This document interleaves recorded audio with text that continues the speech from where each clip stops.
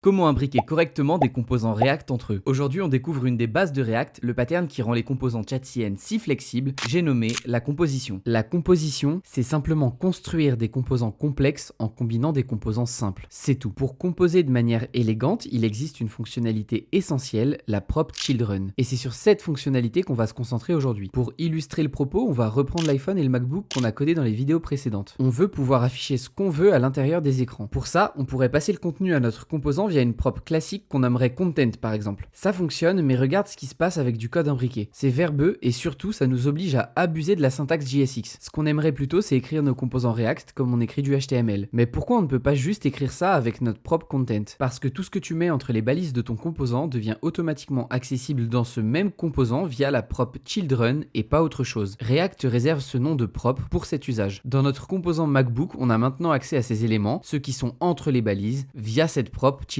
On la place là où on veut que le contenu apparaisse et maintenant on peut composer librement. Ce que je viens de te montrer, c'est la turbo base de la composition. Là où elle devient vraiment puissante, c'est quand tu la combines avec les contextes React pour pouvoir partager de l'état entre les composants. Si tu veux aller plus loin, j'ai fait une compilation de 3 ressources que je trouve exceptionnelles sur React et si tu veux y avoir accès, le lien est dans ma bio.